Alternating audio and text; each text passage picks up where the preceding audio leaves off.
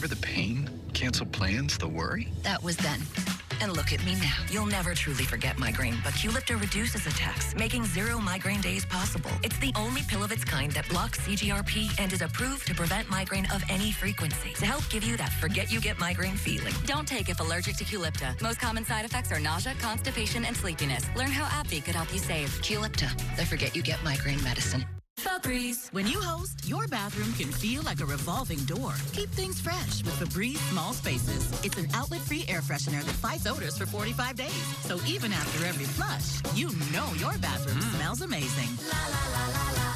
After my car accident, I wondered what my case was worth. So I call the Barnes firm. I'm Rich Barnes. Is your accident case worth more than insurance offered? Call the Barnes firm now to find out. You might be surprised. LA Unscripted at 7:30, starting Monday.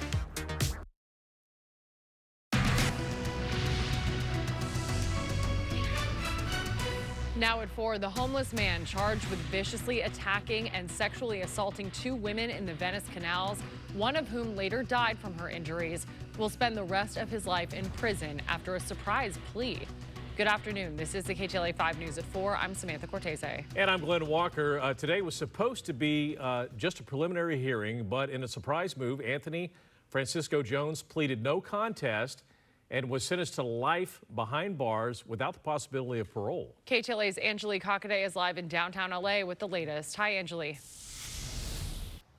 Glenn and Sam, today a dark chapter for the Venice Canal community was closed as the Los Angeles District Attorney's Office announced Anthony Jones, who's now 30, will spend the rest of his life in prison for sexually assaulting 53-year-old Sarah Alden and 54-year-old Mary Klein in separate attacks back in April. Now, Jones, who officials said was homeless, was captured on security cameras walking near the canals that night and was arrested days later after an intense search. Alden was eventually taken off of life support and died weeks after the attack. Klein, meanwhile, suffered traumatic injuries but survived. Take a listen to her reaction after she learned her attacker was going away for life. So happy. Not happy because the person has to go to jail for life, of course not.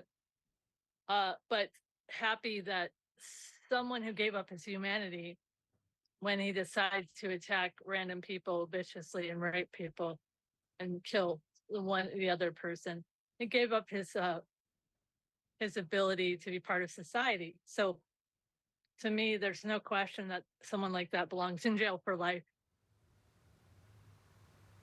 Now, Jones pleaded no contest to charges for murder, rape, and torture. Meanwhile, the district attorney said he hopes that the swift outcome from the attacks back in April, really just 6 months to today's sentencing, shows the Venice community that they're going after criminals like Jones. Shows that they're going after criminals like Jones to prevent something like this from happening again. For now, they're reporting here live in downtown Los Angeles. Angelique Hockaday, back to you over in Hollywood. All right, thank you, Angelique. Former President Trump was in town today making a pitch to California residents about why they should vote for him in November. He gave a wide-ranging news conference at Trump National Golf Course in Rancho Palos Verdes. Trump accused Vice President Kamala Harris of having been soft on crime and says the majority of Republicans agree that he won the debate. He also outlined specific policies that he says will benefit Californians. So one thing I'm going to do for California, vote for me, California. I'm going to give you safety. I'm going to give you a great border. And I'm going to give you more water than almost anybody has. And the farmers up north are going to be able to use 100% of their land, not 1% of their land. Outside the golf course, many homeowners displaced by land movement in Rancho Palos Verdes held a rally hoping to bring attention to their plight. Former President Trump has another campaign stop this evening in Las Vegas. Our Chip Yost will have a full report on the KTLA 5 News at 5. A court appearance for the man suspected of starting the incredibly destructive line fire in San Bernardino County was postponed today. But the fierce fire that's charred tens of thousands of acres remains a serious threat to homes and businesses today. KTLA 5 Shelby Nelson joining us now live from Highland, near where an arsonist is suspected of igniting that wildfire. Shelby? Glenn and Sam, the line fire has been burning now for more than a week, 38,000 acres about, and then 21% contained. And today we wanted to show you the origin of the fire. So San Bernardino County officials allege that this suspect tried to start the fire 3 times. The first one a little up the road, that didn't work. The second one here is where he allegedly tried to start that fire. When those first 2 didn't work, if you take a look down the road here on Baseline, that is the 3rd attempt, and that's where it took off, they say. Roughly 38,000 acres burned. Drive up State Route 330, and this is what puts the line fire's footprint into perspective. What once was forest, now scorched earth, ashes,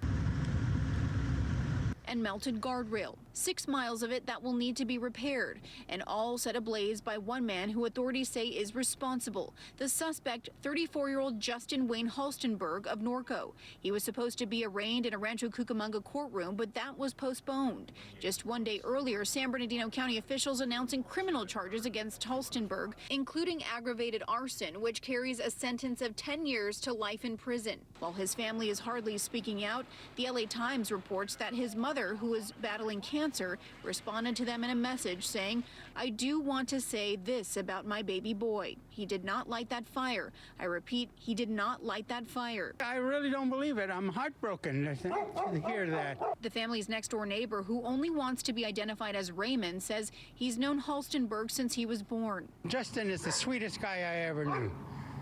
This guy will drop everything to help you.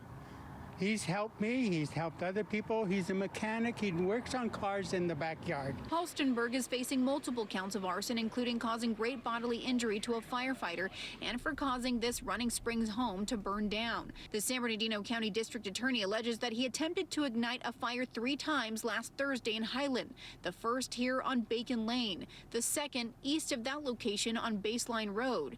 That was stomped out by a Good Samaritan. And when those didn't work, they allege Halstenberg tried a 3rd time in this brush along Baseline, which is now the line fire. Estimated damages totaling more than $14 million. Might be just driving through, but I cannot see him starting multiple fires. And officials say the line fire is far from over right now. Today, they say there are 2 points of concern, one near the Santa Ana Creek, which is towards Big Bear. The other is right below Running Springs, where they say it's extremely hot right now, and they're hoping that they can get a handle on that because it is still threatening homes right now. They also say there have been several rumors online that people can go back up to their homes. They say that's simply not the case, especially for Running Springs right now. But continue to stay with us. And they also say, you know, if you are using social media as one source to get your news, make sure that it's a reputable source. And we, of course, will have the updated information as well. Reporting live in Highland, I'm Shelby Nelson, KTLA 5 News. All right, thank you, Shelby. Well, firefighters are finally getting some ground in the largest of these 3 wildfires currently burning in the state. The Bridge Fire is now 3% contained after scorching nearly 52,000 acres and destroying dozens of homes since it broke out on Sunday. Officials say reduced wind speeds and higher humidity has helped slow the fire's growth. Firefighters are working to protect threatened communities and make sure the area is safe so residents can return home. The cause of that fire is under investigation. And there's progress to report on the airport fire burning in Orange and Riverside counties. Containment is now up to 8%. The fire, which has burned more than 23,000 acres, started in Trabuco Canyon on Monday. There are still mandatory evacuations in Robinson Ranch in Lake Elsinore and the Trabuco Highlands.